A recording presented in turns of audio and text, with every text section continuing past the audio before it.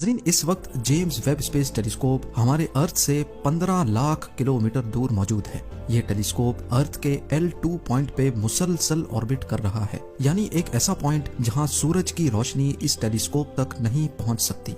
इस पॉइंट पर James Webb space telescope हमारी यूनिवर्स को इंफ्रारेड लाइट के स्पेक्ट्रम में ऑब्जर्व कर रहा है और यही वजह है कि इसको सूरज की रोशनी और हीट से दूर रखना इंतहाई जरूरी है। आज से लाखों करोड़ों साल पहले हमारी यूनिवर्स में क्या कुछ हुआ था, मुख्तलिफ स्टार्स, प्लैनेट्स और गैलेक्सीज कैसे पैदा हुई थीं, ये टेलीस्कोप टाइम को रीवाइंड करके देखने की काबिलियत रखता है। ना सिर्फ इतना बल्कि जो स्टार्स पास्ट में ही टूटकर खत्म हो चुके हैं, उनके टूटने का मंजर भी जेम्स वेब आज देख भी सकता है और उसको रिकॉर्ड भी कर सकता है। अब सबसे बड़ा सवाल है कि जेम्स वेब पास्ट में कैसे देखता है और इसमें ऐसी क्या चीज है जो इसको हबल टेलीस्कोप से भी ज्यादा पावरफुल बनाती है। अभी हम उन फोटोज के बारे में जानते हैं जो जेम्स वेब ने पिछले 6 महीनों में कैप्चर की हैं। 12 जुलाई को नासा ने जेम्स वेब की पहली 5 पिक्चर्स पब्लिश करके पूरी दुनिया को हैरत में डाल दिया है। जेम्स वेब पे लगे कैमरास डीप स्पेस में यूनिवर्स के पास्ट में भी आसानी से देख सकते हैं। नासा को रिसीव होने वाली इस पहली फोटो में एक गैलेक्टिक क्लस्टर देखा जा सकता है जिसको स्मैक्स 0723 का नाम दिया गया है। इस फोटो में आप जो चमकते हुए स्टार्स नुमा ऑब्जेक्ट्स नोटिस कर रहे हैं, ये असल में स्टार्स नहीं बल्कि पूरी गैलेक्सीज हैं।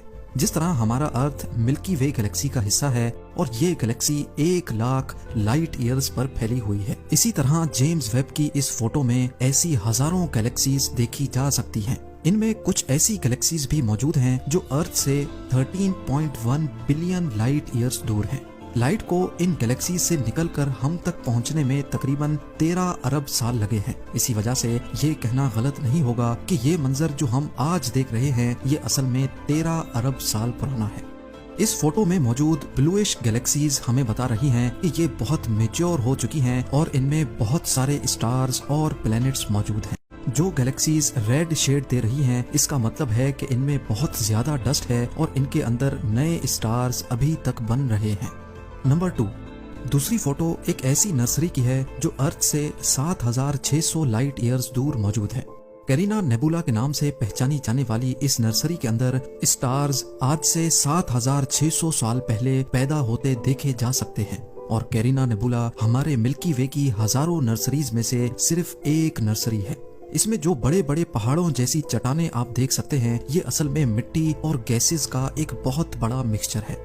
ऊपर से लेकर नीचे तक इन गैसेस का फासला 7 लाइट ईयर्स जितना फैला हुआ है। जिन हिस्सों में ज्यादा घनी गैसेस हैं, ये वो हिस्से हैं जहां पर नए स्टार्स जन्म ले रहे हैं। स्टार्स के पैदा होने का ये एक ऐसा दिल फरेब मंजर है जो हम जेम्स वेब स्पेस टेलीस्कोप की बदौलत देख रहे हैं।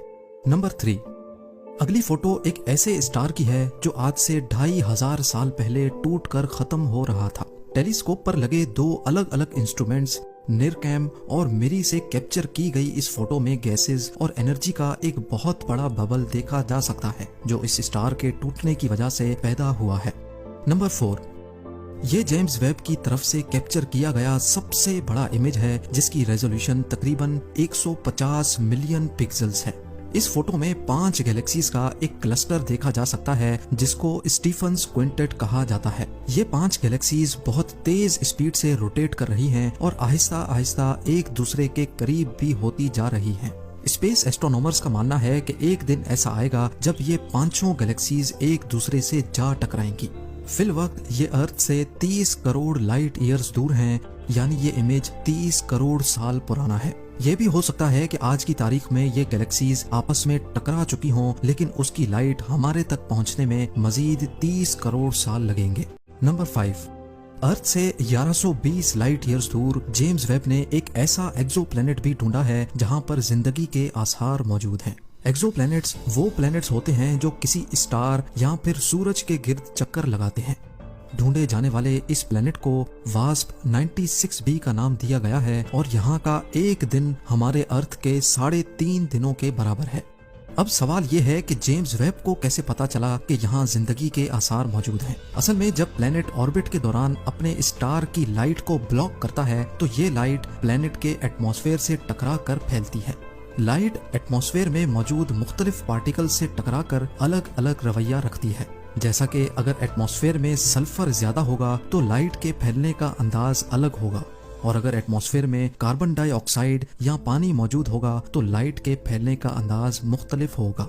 वास्प 96b के एटमॉस्फेयर से टकराकर जब लाइट डिस्पर्स हुई तो उसको एनालाइज करने पर मालूम पड़ा कि इस प्लेनेट में काफी ज्यादा पानी मौजूद है, और पानी जिंदगी के लिए कितना इम्पोर्टेंट है ये हम सभी जानते हैं। जेम्स वेब स्पेस टेलीस्कोप इंसान का बनाया हुआ सबसे पावरफुल टेलीस्कोप है। ये यूनिवर्स के उस कोने तक भी पास्ट में देख सकता है जहां हबल टेलीस्कोप भी नहीं देख सकता, और इसकी सबसे बड़ी वजह इसमें मौजूद गोल्ड मिरर्स हैं जो धीमी से धीमी लाइट को भी कैच कर सकते हैं। जेम्स वेब के गोल्ड मिरर्स का साइज 6.5 मीटर्स है, जबकि हबल टेलीस्कोप के मिरर्स का डायामीटर सिर्फ 2.5 मीटर ही है। यही वजह है कि जेम्स वेब 14 अरब साल पहले उस बिग बैंग को भी देख सकता है जिसके नतीजे में हमारी सारी यूनिवर्स बनी थी। वो बिग बैंग जिसके बारे में सिर्फ इमेजिनरी थ्योरीज दी जाती हैं, वो अब जेम्स वेब असल में भी देख सकता है। होपफुली आने वाले महीनों या सालों में ये इन्फॉर्मेशन भी नासा जरूर पब्लिश करेगा, लेकिन फिलहाल के लिए सिर्फ इतना।